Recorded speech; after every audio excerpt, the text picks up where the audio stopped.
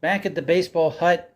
Little news, and we'll get into this news. It's actually long overdue. I think probably 2 weeks overdue, quite frankly. But before we get into that, please like this video and subscribe to the baseball hut. If you're an upset Met fan, this is the channel you want to follow, because I will tell you what the real deal is. I'll tell you like it is. I'm not associated with any team. I'm not associated with the Mets, even though I'm a Mets fan. I'm not associated with the team. I'm not in the big media. I don't care about the media. I don't care about any other channel but the baseball hut, and that's all I care about, and really you for that matter. But so the Mets have called up Mark Vientos, who is a prospect that they drafted back in 2017. He was like the number 2 pick behind David Peterson. And he has been going up through the Mets farm system slowly. He got a cup of coffee last year, and in September, because they were struggling offensively last year. The last month of the year, they were trying to get some offensive help in terms of the DH spot. Well, now he is back. He is back, and he's going to be with the Mets starting today. The rumor was going on this morning that they decided to do this, and that they were going to bring him up. Let me go through his numbers. His numbers are quite impressive. Over 38 games in the 2023 season, he's got 11 doubles, 13 home runs. He hit one last night. 24 extra base hits and 37 RBIs. Like I said, over 38 games. A .333 batting average. That means he's getting a hit every third at bat. A hit every 3 at bats. A .416 on base percentage. .688 slugging percentage, and 1104 OPS. Now, he has been called up from Syracuse. The corresponding move, which was an interesting move, and there was a lot of speculation today as to what it was going to be, but the corresponding move is that Luis Guilliorme, the Mets' backup infielder, he is sent out of here, skadoosh, out of here. He has been a disaster offensively, and they could not carry his bat anymore. If the Mets had been performing offensively like they were last year, then it would have made sense to have him on the roster.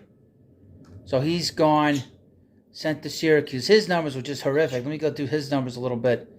.233 batting average, .324 on-base percentage, .267 slugging percentage. And 68 bats, he had 2 extra base hits, 2 doubles. .267. .267 slugging percentage. Pathetic. Completely, totally unacceptable. Not major league caliber. An OPS of .590. It's disgusting. And an OPS plus of 67. This is over 60 at-bats. Not cutting it. If the Mets had been hitting, no problem. Carry that bat. But the fact of the matter is, you cannot win with this guy on your bench. And he's been playing a lot. The Mets have been playing him a hell of a lot. Way too much for my taste. So he's gone, and Vientos is here. What does Vientos provide? He provides a lot of power. Over the last 150 games in the minor leagues, which includes everything at AAA, he's hit .294 with 40 home runs and 113 RBIs with an OPS of .942. He's done everything the Mets have asked him to do. He's played a little bit of first, a little bit of third, a little bit of the outfield the last 2-3 years, and he's DH. I would expect him to play tonight. He's going to start tonight for the New York Mets. The Mets are going to be going up against the lefty with the Rays, so he's going to start tonight. And quite frankly, the Mets should start him every day. Should play him every day now. DH him, play him a little first, a little at third. There's no reason that he should be sitting. If you're going to call him up, you can call an everyday player up, he's got to play. I would mention, though, about Guilliorme, the Mets do not have a backup shortstop currently on the roster. I would assume that if they needed somebody late in the game, God forbid that Francisco Lindor is hurt, I would expect that Eduardo Escobar would have to go in there in a pinch. Maybe Mark Cannon, maybe Jeff McNeil. Just throwing it out there. I don't know what the experience. I would expect probably Escobar, in all likelihood, would be the backup shortstop at this point.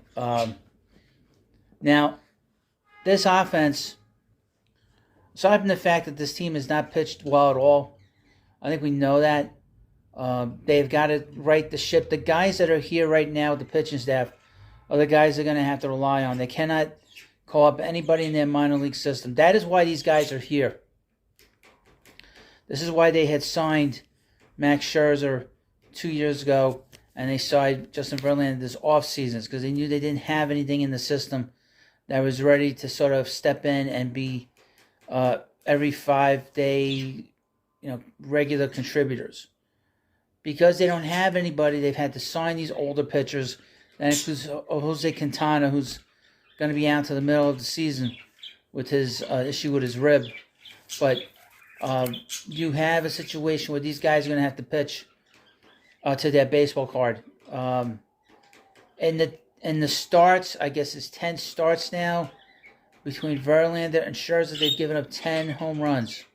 Last year in over 330-something innings, those two with the Mets and with the Astros gave up 25 home runs. So the home run rate is a major problem with those two. And in fact, it's a major problem with the New York Mets in general. They've given up the most home runs and they've given up the most walks of any team in Major League Baseball. Now the offense, to get back to them, what kind of changes do I expect them to make next? Obviously, this team needs more offensive help.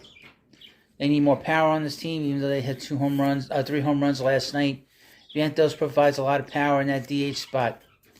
Now, as you know, they recently signed former Yankee, former Twin, Gary Sanchez to a minor league deal. That option on his deal, his opt-out runs out on May 19th, which is Friday. I expect the Mets to call him up and start him fairly soon, or at least get him at bats here in the major leagues. They're going to bring him in here. He provides a lot of power. That's his biggest attribute. He's got a lot of power.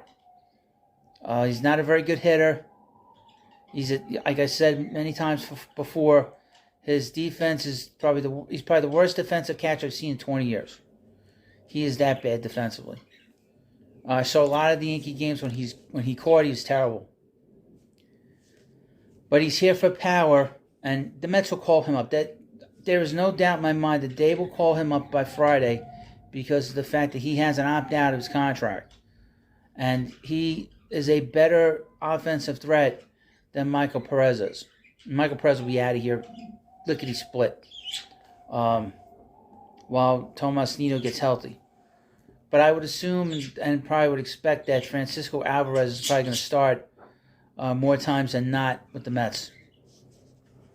Now after that, there are other names that have been bandied about. I think Danny Mendick has been bandied about in terms of the infield. He's done rather well. Continue to keep an eye on Ronnie Mauricio, although he's probably a little bit down the line, maybe 3 weeks to 4 weeks away, just due to the fact that I know the Mets want him to walk more. They want him to do a better job of hitting the ball in the air. Rather, he's hit a lot of balls on the ground. They do not want him hitting the balls on the ground. They want him to tap into his power. And the only way he can do that is by hitting the ball in the air. So the Mets are still working on him in terms of his approach at the plate. He's still learning a position at second base. But I would expect that the next, like I said, the next move will be Gary Sanchez. And then after that, probably Mendick. And then after that, I would expect Ronnie Mauricio. Now, we'll see how Vientos does. It can't be any worse than what we've seen. I will say this, it gives us something else to talk about, except for the same guys out there. I don't like Daniel Vogelback. He has to go. These guys aren't going to... People want to say, well, this guy's going to get designated for assignment. This one's going to get... It doesn't work like that. And people say, well, none of these guys have value. Look at Darren Ruff. He had value. Some team picked him up. The Giants picked him up when the Mets released him. And then, if you didn't know, Darren Ruff was released the other day by the Giants. So he's gone from I guess playing right now for a team. So there is Vogelback has value, believe it or not, because aside from his lack of power, he provides a good at bat. I would mention the Mets have hit 5 home runs from the DH spot I think I read they were 24th overall in terms of that. So that is unacceptable. That's pathetic. And I said this before about Daniel Vogelbach. If he's not hitting for power, he is useless. I don't care what his OPS is. I don't care what his OPS plus is. I don't care what his batting average is. No power, no reason to play him. There's no reason to play this guy, in my view. Now, you can leave that comment, that response in the comment section, what you think I said about him. I continue to say what I feel about him. He's a losing player. Okay, he cannot be here. He has to go. Okay, the DH spot should be a power spot. He's provided 2 home runs. Pathetic. It's pathetic. There's no other word for it.